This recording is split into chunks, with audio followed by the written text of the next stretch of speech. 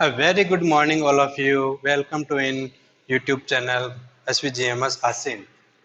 We are study about the class 12 physical education subject. In class physical education subject, unit number second, sports and nutrition.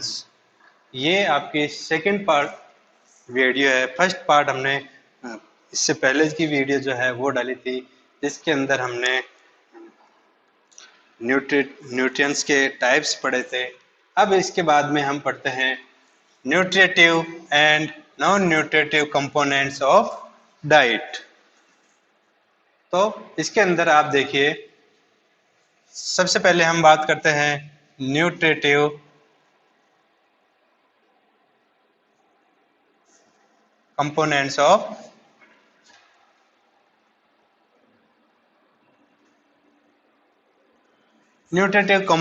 Of diet की बात करते हैं तो कौन कौन सी चीजें इसके अंदर आती है, जैसे विटामिन, फैट्स, कार्बोहाइड्रेट, मिनरल्स,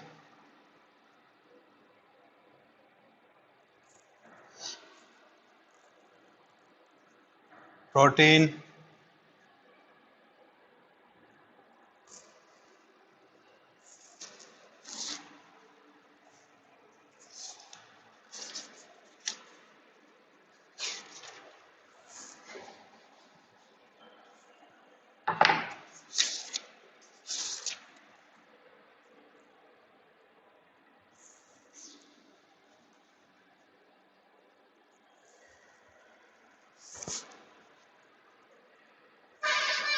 तो ये न्यूट्रिटिव कंपोनेंट्स के अंदर विटामिन्स, हमने पिछली वाली जो वीडियो है उसके अंदर हमने एक्सप्लेन किया था पूरे विटामिन्स को, आप उसमें से देख सकते हैं।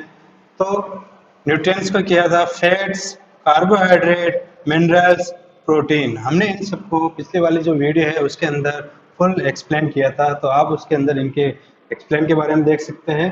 तो न्यूट्रिएटिव कंपोनेंट्स ऑफ डाइट के अंदर इन तरह की जो चीज़ें हैं, विटामिन्स है, फैट्स है, कार्बोहाइड्रेट है, मिनरल्स है, प्रोटीन्स है, ये न्यूट्रिटिव विटामिन ये कंपोनेंट्स के अंदर आता है।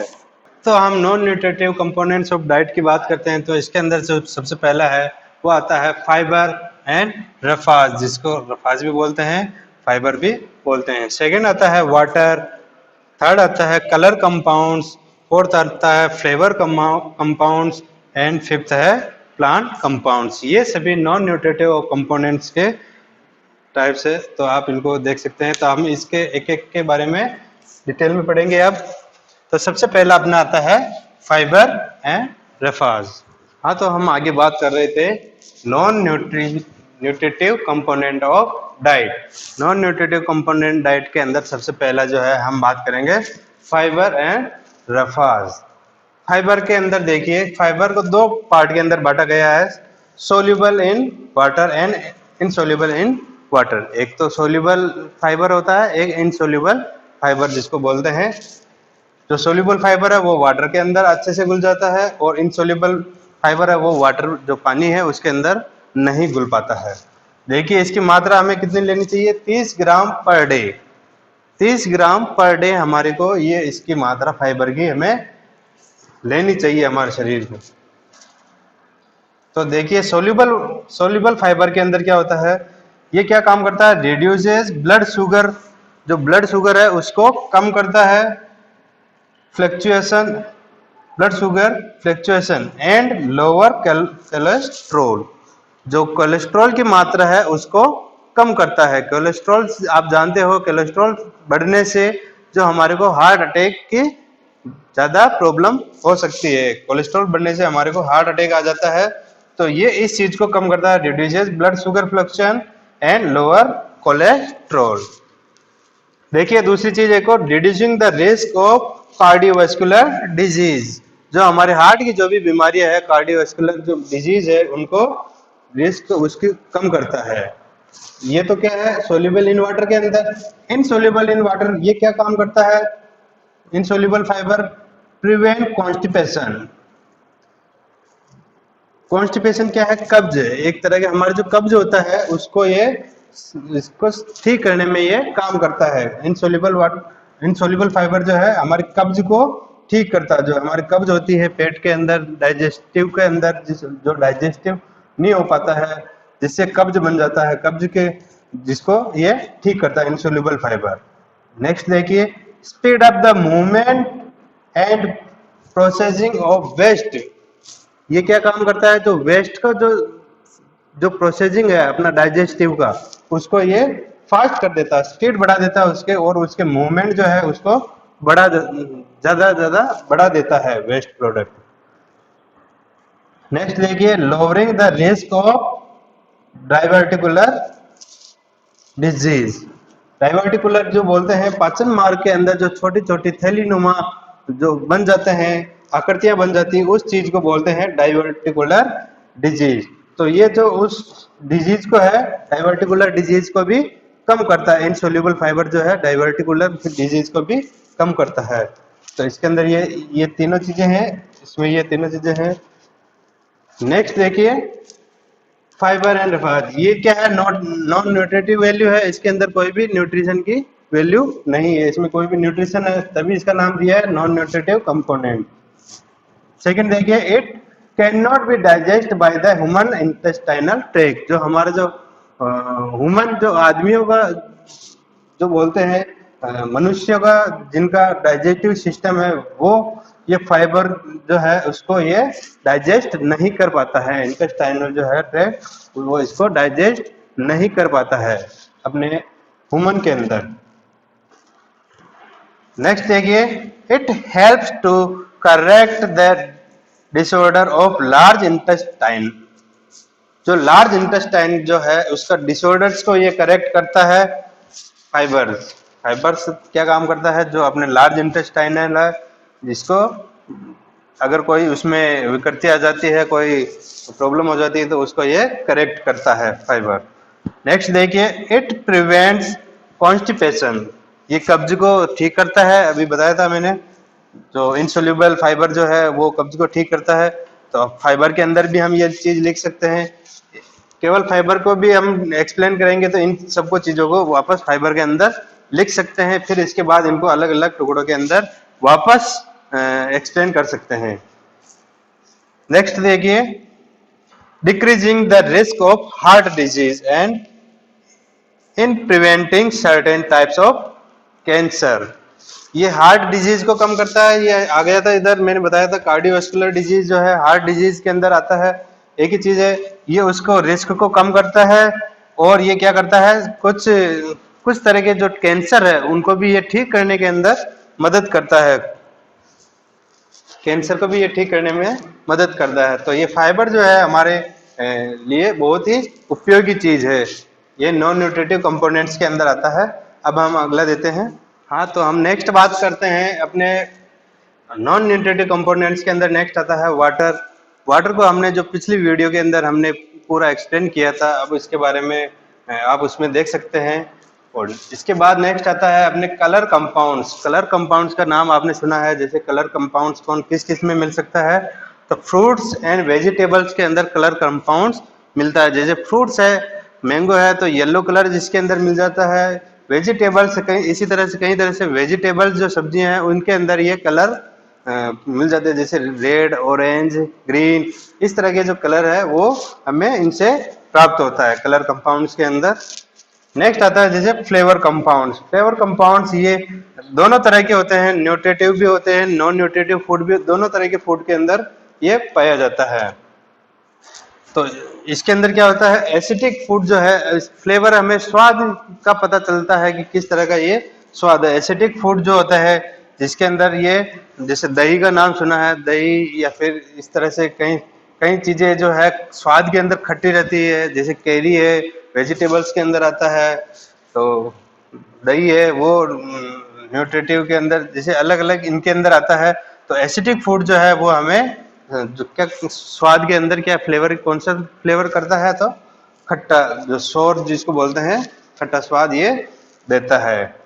इसके बाद आता है next plant compounds. Plant compounds आपने सुना है, पौधों से जो प्राप्त होने वाले जो है कंपाउंड्स, ये दोनों कलर एंड फ्लेवर कंपाउंड्स, दोनों तरह के कंपाउंड्स मिलके ये इससे बन सकता है ये प्लांट कंपाउंड्स। जैसे कि आपने सुना है कैंसर जो है प्लांट कंपाउंड्स को अगर ज्यादा अगर यूज करते हैं इसके अंदर, ये हैबिट में नहीं रहता है, ज्यादा इन हैबिट में रहता है, तो ये कैंसर होने के चांसेस ज्यादा रहते हैं। जैसे कि तंबाकू, बीड़ी तंबाकू जो है तेंदुओं के पत्तों से जो बनता है, प्लांट से बनता है, तो ये इसके इसी के अंदर ये आता है, तो उससे क्या होता है कैंसर होने के चांसेस जाता है।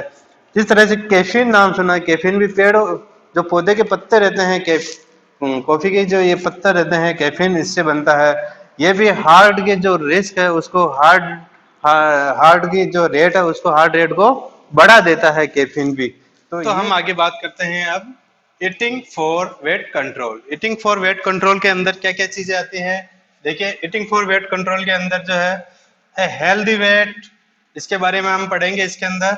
द पिटफॉल्स ऑफ डाइटिंग, इसके बाद पढ़ेंगे फूड इंटॉलरेंस, एंड लास्ट में हम पढ़ेंगे फूड मैथ्स। तो इनमें से जो है छोटे छोटे क्वेश्चन इनमें से बन सकते हैं, तो आपको ये इसमें ध्यान रखना है। तो मेन जो बड़ा टॉपिक है ईटिंग फॉर वेट कंट्रोल, इसके बारे में अगर पूछते हैं तो इसके अंदर कौन कौन सी चार चीजें आती है? A healthy wait, the pitfalls of dieting, food intolerance and food maths. अब हम इनके बारे में एक एक के बारे में हम पढ़ेंगे डिटेल में। तो अब हम इनके अंदर देखेंगे सबसे पहला जो टॉपिक है a healthy weight. A healthy weight के अंदर क्या चीज होता है? देखिए an individual who has healthy weight leads a healthy life with a reduce risk of disease. जिसको रिस्क ऑफ डिजीज, जो डिजीज है उसको कम होने के चांसेस रहते हैं, उसकी जो उसको जो हेल्थ बोलते हैं, उसकी जो हेल्दी वेट उसका नॉर्मल रहता है, अच्छा रहता है। तो इसके हम एक डेफिनेशन जिसमें नेशनल इंस्टीट्यूट ऑफ हेल्थ ने ये डेफिनेशन दी है, इसको हम देखेंगे। तो सब a healthy weight is considered to be the one that is between 19 and 25 BMI. Body mass index इसको बोलते हैं, बीएमआई। तो इसके ऊपर हम हेल्दी वेट अपन निकाल सकते हैं। जैसे 19 से 25 तक अगर बीएमआई अगर अपना आता है तो ये हेल्दी वेट कहलाता है। इसके बाद if the BMI is between 25 and 29 and adult, 25 से 29 तक एडल्ट के अंदर अगर होता है, इज कंसिडर्ड ओवरवेट, तो वो ओवरवेट के अंदर चला जाता है। इफ द बीएमआई इज 30 और ग्रेटर, 30 और इस 30 से ऊपर अगर आता है, the person is considered to be obese, तो वो ओबिसिटी के अंदर वो चला जाता है, ज्यादा मोटापा हो जाता है उसके अंदर। तो ये हम हेल्थ के अंदर इसको हमने डिवाइड किया हुआ है इस तरह से। तो हम सबसे पहले बीएमआई क्या होता है, बीएमआई की इंडेक्स हम देखेंगे। तो बीएमआई से हम किस तरह से हम इसको निकाल सकते हैं हेल्दी वेट को। तो हम आगे बात करते हैं बीएमआई की। तो हेल्दी वेट अपने को समझ में आ गया, जिसके बहुत ही कम चांसेस होते हैं डिजीज के, और उसको हेल्दी प्रॉब्लम बहुत ही कम होती है, तो उसका जो उसको हम बोल सकते हैं वो हेल्दी वेट है। अब बीएमआई, हम बीएमआई के बारे में देखेंगे। तो बीएमआई को हम बोलते हैं बॉडी मास इंडेक्स, इस नाम से इसको जाना जाता है। बॉडी मास इंडेक्स हम किस तरह से हम निकाल सकते हैं? तो इसके अंदर अपन देखेंगे बॉडी वेट, जो अपना बॉडी वेट है, अपने बॉडी का जो जितना वजन है वो हम इसके अंदर लिखेंगे इन, ये रहेगा केजी के अंदर। बॉडी वेट जो रहेगा केजी के अंदर रहेगा।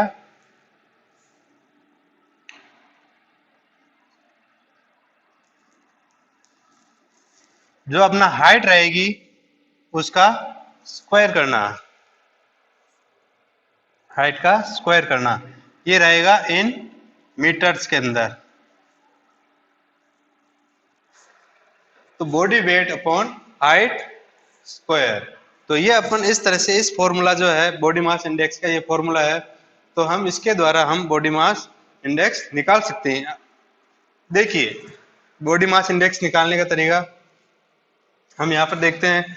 जैसे हम बीएमआई निकालनी है अपने को। तो सबसे पहले अपने को वेट चाहिए, तो वेट कितना है, 84 वेट हो गया केजी, मानिए 84 केजी के अंदर आ गया। हाइट चाहिए, हाइट अपने को चाहिए किसमें, मीटर में, अपने को फीट में नहीं चाहिए, मीटर में चाहिए। तो हमने लगभग 1.5 पन्ने मान ली, जैसे हाइट कितनी हो गई, 1.5 मीटर उसकी हाइट है किसी की भी। हम अगर ये निकालते हैं तो अब हमें बीएमआई निकालना है, तो 24 केजी के अंदर आ गया इंटू 1.5 का होल स्क्वायर। तो अब इसको निकालेंगे। देखिए किस तरह से हम इसको हल करते हैं।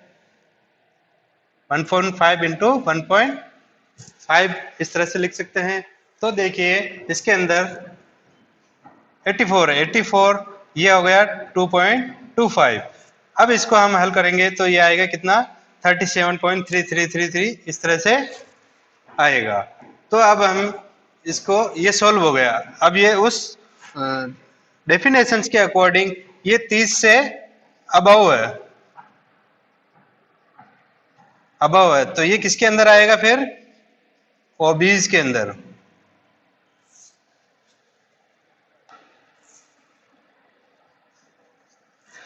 ओबीज के अंदर ये आएगा, इसका मोटापा बहुत ही ज्यादा है। तो हम हेल्दी वेट को इस तरह से निकाल सकते हैं।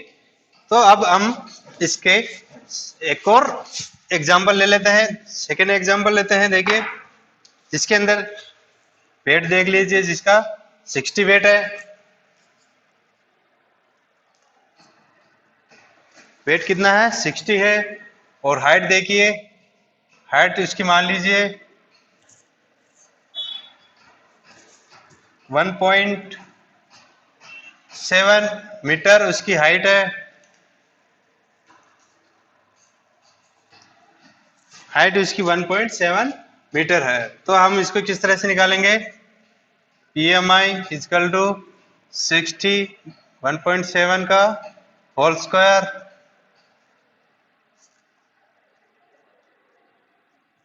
देखिए अब इसके अंदर 60 डिवाइड बाय कितना हो गया, 2.89। इसको हम करते हैं, डिवाइड करो, कितना आएगा, 20.76 डैश डैश डैश इसके आगे जो भी है। तो अब ये किसके अंदर आएगा, देखिए अब उस डेफिनेशंस के अकॉर्डिंग ये जो आएगा हेल्दी वेट के अंदर ये आएगा।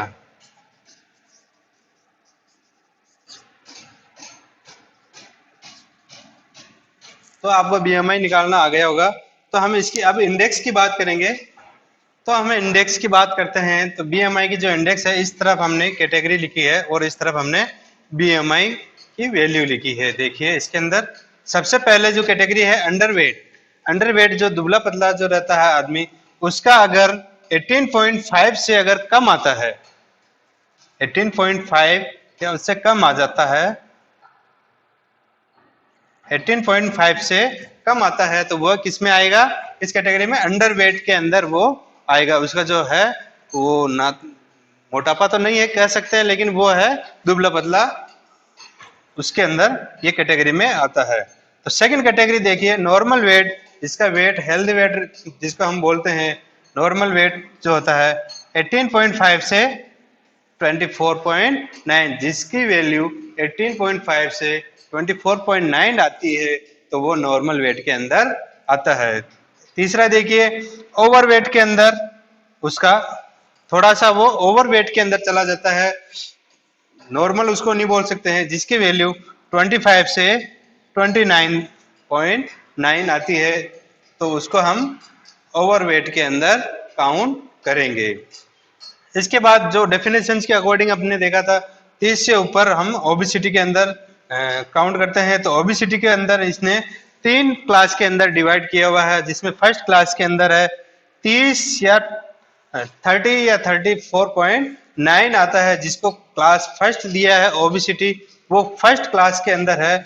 सेकंड दिया है ओबेसिटी क्लास सेकंड दिया है 35 से 39.9 के अंदर, और 6 जो है ओबेसिटी क्लास थर्ड के अंदर दिया है 40, और इससे अबाव जो भी होता है वो ओबेसिटी थर्ड के अंदर आता है।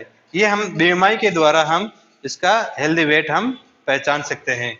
अब हम इसके आगे बात करते हैं, तो इसके अंदर हम देखते हैं नेक्स्ट टॉपिक जो है बहुत ही इंपॉर्टेंट टॉपिक है। ये हेल्दी वेट के अंदर आता है method to control healthy body wait.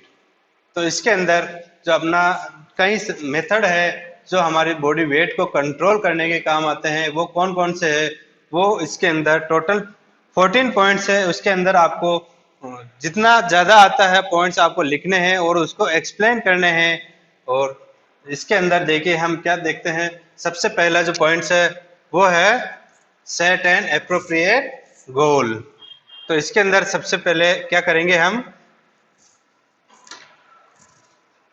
अपने हमें क्या करना है, अपना जो गोल है वो सेट करना है कि हमारा जो वेट है वो कितना होना चाहिए, कितने तक हमें जाना चाहिए। तो उसके अकॉर्डिंग हम जितने एक्सरसाइजेज करनी है या हमें खाना है वो हम उसके अकॉर्डिंग हम कर सकते हैं। तो सबसे पहला जो पॉइंट है वो सेट एन एप्रोप्रिएट गोल के अंदर आता है। नेक्स्ट है lay stress on health not on weight. तो इसके अंदर हम देखते हैं हमें हेल्थ के ऊपर ज्यादा ध्यान देना चाहिए, ना कि वेट के ऊपर। अगर हम हेल्थ के ऊपर ध्यान नहीं देंगे, अगर हमारी हेल्थ है वो खराब हो जाएगी, हम बीमार हो जाएंगे या डिजीज हो जाएगी, तो हमारा जो हेल्थ है वो डाउन हो सकती है, और जिससे हमारा वेट है वो डाउन हो जाएगा। तो हमारा जो वेट है वो कंट्रोल नहीं हो पाएगा। अगर हम हेल्थ के ऊपर ज्यादा ध्यान देते हैं तो हमारा जो वेट है वो कंट्रोल में रहता है। तो तीसरा है, जैसे देखिए कट योर कैलोरीज। तो आप अगर कैलोरीज जितना ले रहे हैं उसको आपको कितना कम करना है वो आपको देखना है। अगर आप ज्यादा कैलोरीज ले रहे हैं तो आपको कितना कम करना है वो आपको इसमें देखना है, कट योर कैलोरीज के अंदर, जिससे कि हमारा वेट कंट्रोल रह सकता है। नेक्स्ट देखिए एक्टिव लाइफस्टाइल। अपने जो लाइफस्टाइल है वो हमें एक्टिव तरीके से जीना है। जैसे हम चल रहे हैं, चलना है, घूमना है, फिरना है, बातें करना है, किसी से हम बातें भी कर रहे हैं, तो हमारे जो है वो सभी एक्टिव मूवमेंट होने चाहिए, जिससे कि हमारे को लगे कि हमारा जो वेट है वो कंट्रोल में है और हम हेल्दी है। किसी को ऐसा नहीं लगे कि हम बीमार है। बीमार अगर होते हैं तो फिर डिजीज होती है, तो हमें इसी तरह से महसूस होता है कि हम बीमार है, जिससे कि बीमार होने के कारण क्या होता है, फिर हमारा वेट जो है वो कंट्रोल नहीं होता और कम हो जाता है। तो आपको इसमें देखना है, तो एक्टिव लाइफस्टाइल हमें रहना चाहिए, हमेशा एक्टिव लाइफस्टाइल के अंदर हमें रहना चाहिए, जिससे कि हमारा वेट कंट्रोल रहता है। नेक्स्ट देखिए आप ब्रिंग आउट सपोर्ट। इसके अंदर देखिए ब्रिंग आउट सपोर्ट के अंदर क्या होता है, हम जैसे बाहर की तरफ जाते हैं, अपने दोस्तों से मिलते हैं, उसका हेल्दी वेट देखते हैं, उसका हेल्थ देखते हैं और उसका शरीर देखते हैं कि हाँ ये नॉर्मल वेट है, इसका इसके क्या कारण है, हम उससे बात करते हैं, उससे कुछ अर्न करते हैं, जिससे कि वो क्या कारण है कि वो हेल्दी वेट है, क्या एक्टिविटीज करता है, क्या खाता है, जिससे हमें बाहर से सपोर्ट मिलता है और हमें उस चीज को हमें अपनाना चाहिए। तो हमें ध्यान में रखना है, अपने वेट कंट्रोल करने के लिए हमें बाहर से सपोर्ट ले सकते हैं। ठीक है। नेक्स्ट है जैसे यौगिक एक्सरसाइज। यौगिक एक्सरसाइज जिससे हम कई तरह के आसन करते हैं, कई तरह के प्राणायाम करते हैं, जिससे हम वेट को कंट्रोल कर सकते हैं। ये आप सभी जानते हैं, यौगिक एक्सरसाइज से हम वेट को कंट्रोल कर सकते हैं। तो ये भी अच्छा मेथड है इसके अंदर। नेक्स्ट देखिए अवॉइड फैटी फूड्स। जो फैटी फूड्स है हमें उसको अवॉइड करना चाहिए।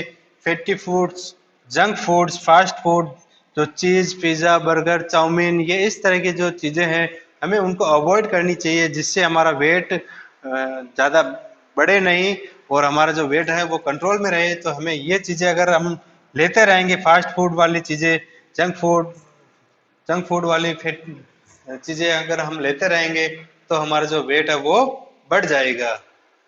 तो हमें ध्यान रखना है। तो हम इसके कारण से ओबीज जो है या ओवरवेट के अंदर हम कैटेगरी में आ जाते हैं। तो अपने को बीएमआई की जो कैटेगरी है आपको उसको ध्यान में रखना है कि हमें हाँ कौन सी कैटेगरी तक हमें अंडर वेट है और नॉर्मल वेट है या ओवर वेट है, उसका हमें कैटेगरी को ध्यान में रखना। तो हम वो कैटेगरी हमने बीएमआई के द्वारा जानना है, किस तरह से निकालना, वेट और हाइट हमें पता होना चाहिए और उसका फॉर्मूले से हम बीएमआई देख सकते हैं। नेक्स्ट देखिए, अवॉइड ओवर ईटिंग। हमें ज्यादा खाते, जो कोई लोग है वो ज्यादा खाते हैं, तो हमें वो चीज हमें अवॉइड करनी है, ओवर ईटिंग हमें अवॉइड करनी है। जैसे कोई होता है जैसे कि आज आज उसने कुछ खाना खाया, फिर थोड़ी देर बाद में वापस उसने खाना खाया, फिर वापस भूख लगी तो वो दूसरी चीज वापस थोड़ा बहुत उसने खा लिया। तो हम वो एक तो वो थोड़े थोड़े गैप में खाता है और बहुत ज्यादा खाता है, मतलब वो अपने शरीर जिसको जितनी आवश्यकता है उससे आवश्यकता से ज्यादा अगर वो खाना खाएगा या फिर कुछ भी अपने कैलोरीज लेगा तो वो ओवर ईटिंग के अंदर आ जाता है। तो हमें वो ओवर ईटिंग को अवॉइड करना चाहिए। नेक्स्ट देखिए, don't eat smaller meals frequently. अभी जैसे मैंने बताया था कि वो थोड़ी थोड़ी देर के अंदर टुकड़े टुकड़े के अंदर वो खाना खाता है। जैसे आधा घंटा हुआ, उसको भूख लगी, वापस उसने कुछ खा लिया, फिर वापस आधा एक घंटा वो खेल कर आया, वापस उसको भूख लगी, वापस उसने कुछ आगे खा लिया। तो हमें इस तरह से जो छोटे छोटे टुकड़ों के अंदर है उसको वो खाना नहीं चाहिए, उसको अवॉइड करना चाहिए। तो ये भी इसके अंदर देखिए। नेक्स्ट आता है जैसे avoid rich carbohydrate food. Carbohydrate जो भी फूड है वो उसको अवॉइड करना चाहिए। कार्बोहाइड्रेट जैसे आलू, चावल, इस तरह के जो कार्बोहाइड्रेट जिससे हमारा जो फैट है वो वेट है वो बढ़ जाता है, वो चीजें हमें अवॉइड करनी चाहिए। नेक्स्ट है डोंट स्किप मील्स। इसको देखिए, ये क्या कह रहा है, डोंट स्किप मील। इसके अंदर आपने देखा होगा कई लोग जो है वो व्रत रहते हैं, जिसको हम फास्ट कहते हैं, फास्ट रहते हैं, जिससे सुबह उसने खाना नहीं खाया, केवल रात को वो खाना खाते हैं। इस तरह से वो अगर फास्ट रहते हैं तो उनके जो वेट है वो उसमें डिफरेंस आ जाता है, कभी वेट ज्यादा हो जाता है, कभी वेट कम हो जाता है। तो नॉर्मली उसको अगर वो स्किप करेगा तो उसका वेट है वो कम हो जाएगा। तो आपको इसमें ध्यान रखना है कि कोई भी भोजन का टाइम है उसको हमें स्किप नहीं करना है, छोड़ना नहीं है। हमारा जो रूटीन है उसी रूटीन के अंदर हमें खाना है। सुबह हम खाना खा रहे हैं तो हमें सुबह उसी टाइम या उसके आसपास टाइम में हमें खाना खाना है, इवनिंग में हमें खाना खाना है। तो हमें इस चीज का ध्यान रखना है। नेक्स्ट अपन आते हैं रेगुलर एक्सरसाइज और फिजिकल एक्टिविटीज। हम रेगुलर एक्सरसाइज हमें रोजाना करनी चाहिए, जिससे कि हमारा वेट है वो कंट्रोल में रहता है। फिजिकल एक्टिविटीज जिससे हमें कोई भी गेम्स है वो हमें फिजिकल, जिससे हमारा शरीर जो है वो फिजिकली एक एक्टिविटी करता रहे। ऐसे नहीं कि हम बैठे बैठे चेस खेल रहे हैं, कैरम खेल रहे हैं। इस तरह की एक्टिविटीज जो है जिससे हमारा पूरा शरीर एक्टिव रहे, उस तरह की एक्टिविटीज जो होती है वो फिजिकल एक्टिविटीज हमें करनी चाहिए और एक्सरसाइजेज करनी चाहिए। तो इसके बाद जो ये आता है balancing the intake of calories. बहुत इंपॉर्टेंट चीज है ये। देखिए इसके अंदर balancing the intake of calories and expenditure of calories. Kisna कितना उसने लिया है, कैलोरीज कितना लिया है और कितना एक्सपेंडिचर किया है, उसके बारे में उसको बैलेंसिंग करना है। तो जैसे हम बात करते हैं, एक दिन में किसी ने 100 कैलोरीज उसने अपने शरीर में, जैसे कि खाने से या कुछ भी खाने से उसके शरीर के अंदर एक दिन के अंदर 100 कैलोरीज उसने ली है। अब वो पूरे दिन के अंदर कितना खर्च करता है उस कैलोरीज को। अगर उसने 150 कैलोरीज उसने खर्च कर दी, तो आप देखिए इसके अंदर 100 कैलोरीज तो उसने लिया है, इनटेक किया है, और एक्सपेंडिचर कितना किया, 150 कैलोरीज उसने एक्सपेंडिचर किया है। तो देखिए इसके अंदर 50 कैलोरीज है वो कहाँ से खर्च हुआ है, ये आपको सोचने की बात है। 100 कैलोरीज हमने लिया था तो 100 कैलोरीज खत्म हो गया, लेकिन 50 कैलोरीज और कहाँ से बर्न हुआ है वो, तो वो हमारे जो फैट है वो फैट से कम हो गया। अगर हमारा फैट कम हो गया तो इसका मतलब हमारा वेट है वो कम हो गया।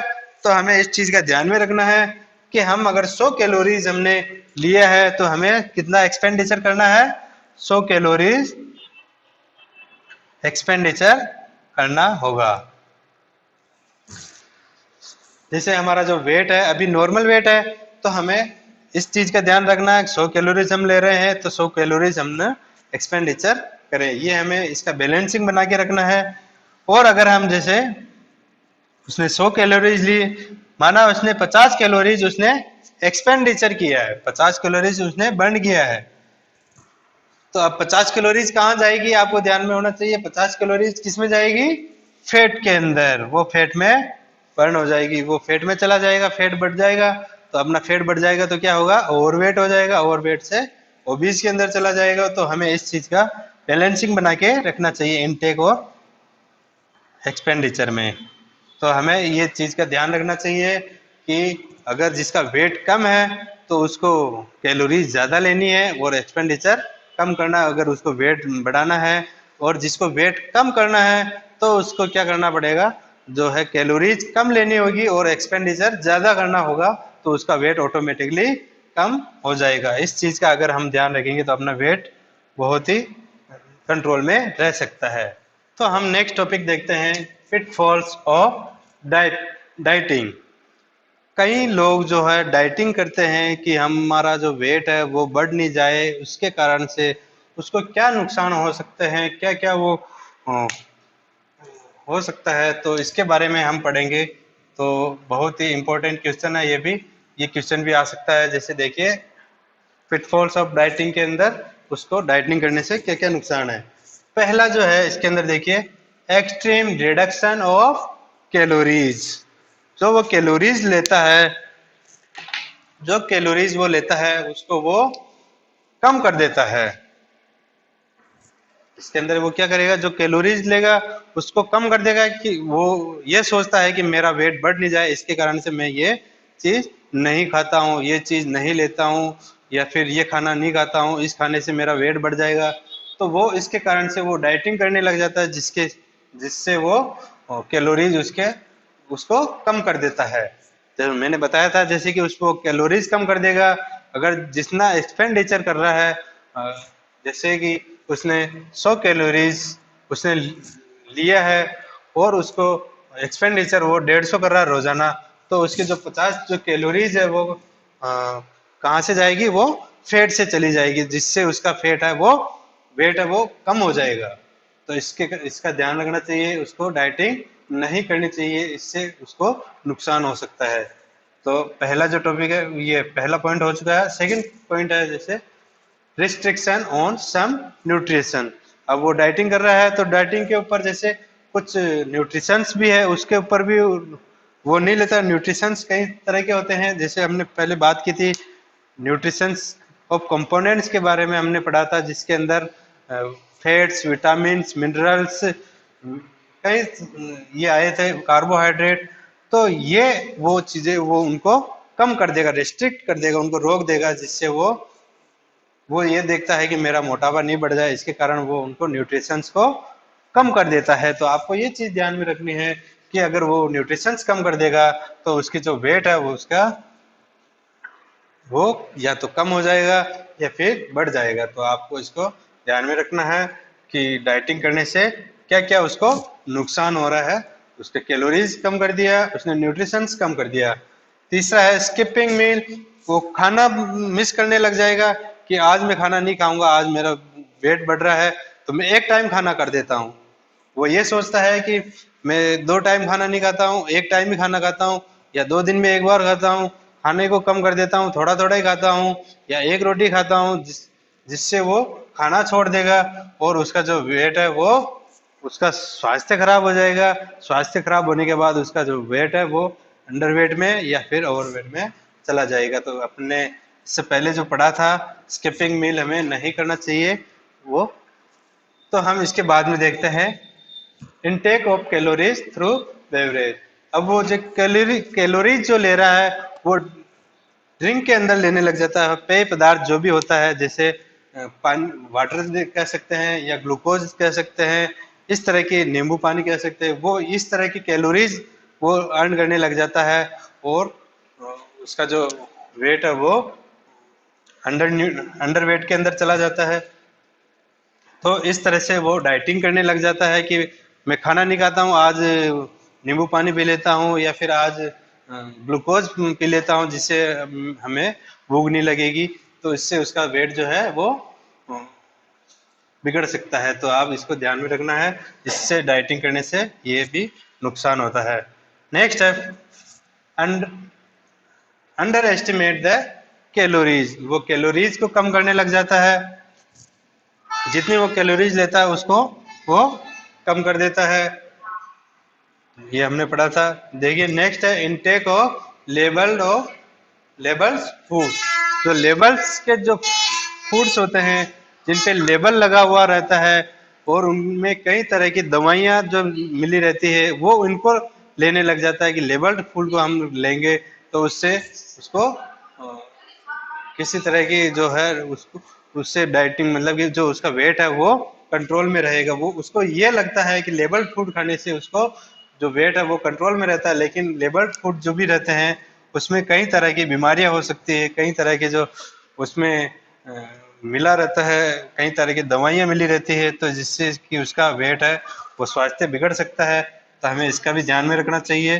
तो वो लेबल्ड फूड है वो इनटेक करने लग जाता है। अगर वो डाइटिंग करता है तो वो क्या करता है, लेबल्ड फूड लेने लग जाता है। तो ये चीज नहीं लेना है उसको। लास्ट आता है नॉट एक्सरसाइजिंग। अब वो डाइटिंग कर रहा है तो एक्सरसाइज क्यों करेगा, एक्सरसाइज भी नहीं करेगा। अब उसको एक्सरसाइज नहीं करेगा, वो देखता है कि अगर एक्सरसाइज करूंगा तो मेरा वेट है वो कम हो जाएगा या मेरा वेट है बढ़ जाएगा, तो वो एक्सरसाइज करना वो छोड़ देता है और नॉर्मली रहता है, केवल खाने में या फिर डाइटिंग करने में वो ध्यान देता है। तो इसको भी उसको नहीं छोड़ना चाहिए। तो ये हमें जो डाइटिंग करने से नुकसान है वो हमें हमने 7 पॉइंट लिखे हैं तो इसके बारे में आपको एक्सप्लेन करना है। इसके अंदर जितना आता है आपको उतना एक्सप्लेन करना है, अगर इस तरह से कोई क्वेश्चन आए तो। इसके तो हम नेक्स्ट टॉपिक की बात करते हैं। तो देखिए फूड इंटॉलरेंस के बारे में हम पढ़ेंगे। फूड इंटॉलरेंस किसको बोलते हैं, नॉर्मल शब्दों में हम जिसको बोलते हैं फूड एलर्जी। जिस फूड को हम लेते हैं और हमारे शरीर में जो एलर्जी हो जाती है, जिससे हमारी डिजीज हो जाती है, तबीयत खराब हो जाती है, तो उस चीज को हम फूड इंटॉलरेंस बोलते हैं। तो इसके अंदर देखिए food intolerance means the individual elements of certain food that can not B properly processed and absorbed by our digestive system। हम जिस फूड को हम लेते हैं वो डाइजेटिव सिस्टम के द्वारा प्रॉपरली एब्जॉर्ब नहीं हो पाता है और जिससे हमारे जो शरीर के अंदर कई तरह की जो बीमारियां हो जाती है उसके कारण से, तो वो एलर्जी के अंदर चला जाता है। फूड इंटॉलरेंस किसको बोलते हैं, तो ये उसकी एक तरह से मीनिंग है, इसको मीनिंग बोल सकते हैं अपन। फूड इंटॉलरेंस मीनिंग के अंदर हम एक बार वापस देख लेते हैं। Food intolerance means the individual, यानी कि कोई इंडिविजुअल आदमी की हम बात कर रहे हैं, तो individual elements of certain food, जिस फूड को हम ले रहे हैं, जिस फूड के एलिमेंट्स को हम ले रहे हैं, that can not be properly processed, वो पूरी तरह से and absorb by over digestive system, वो पूरी तरह से हमारे डाइजेटिव सिस्टम के द्वारा प्रॉपरली नहीं तो प्रोसेस हो पाता आगे, ना ही एब्जॉर्ब कर पाता उस खाने को, तो वो किसमें बदल जाता है, फूड एलर्जी या फूड इंटॉलरेंस में बदल जाता है। नेक्स्ट हम इसके अंदर बात करते हैं तो कॉजेज ऑफ फूड इंटॉलरेंस, किस कारण से ये फूड इंटॉलरेंस होता है।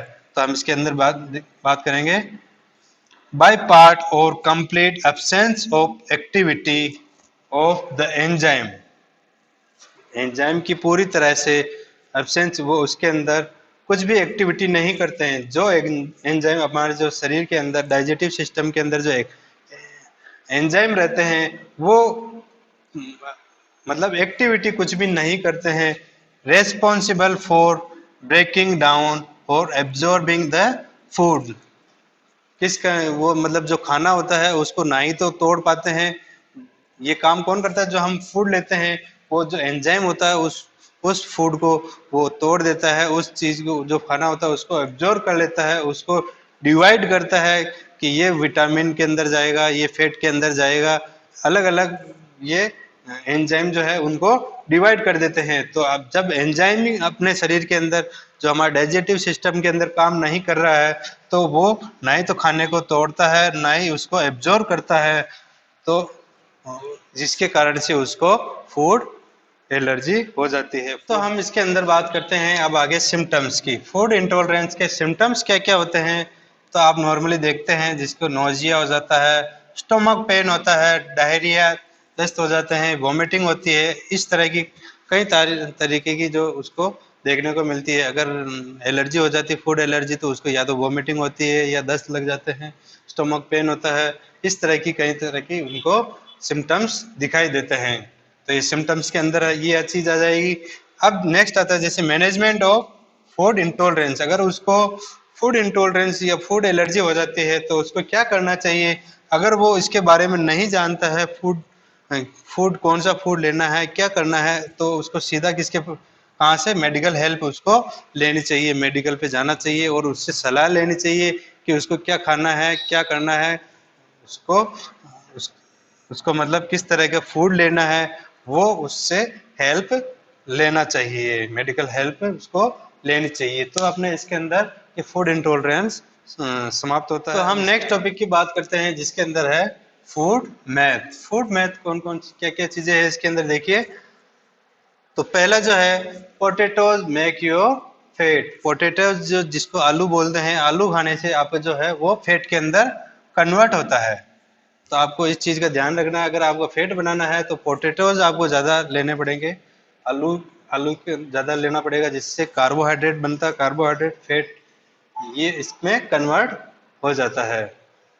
सेकेंड चीज है fat free product will help you in losing weight. अगर आपको वेट कम करना है तो आपको फैट फ्री प्रोडक्ट जो आते हैं जिससे कि फैट नहीं बनता है वो चीजें आपको यूज करनी चाहिए, तो वो उसके कारण से आपका जो वेट है वो लो कम हो जाता है। तीसरा देखिए eggs increase cholesterol level so avoid them.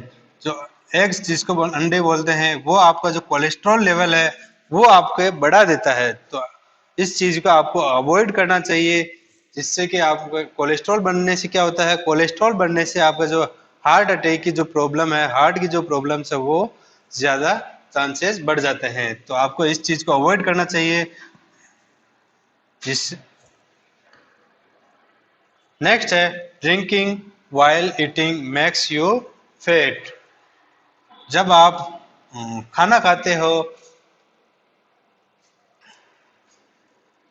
जब आप खाना खाते हो तो उस समय अगर आप पानी पीते हो साथ में, अगर खाने के साथ साथ अगर आप पानी पीते हो तो वो आपको क्या बनाएगा, फैट के अंदर कन्वर्ट कर दे देगा।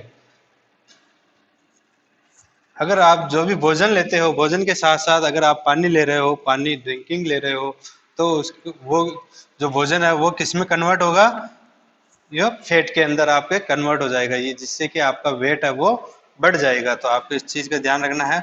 आपको अगर वेट बढ़ाना है तो खाने के साथ साथ आपको ड्रिंक जो है पानी है वो आपको साथ में लेना पड़ेगा।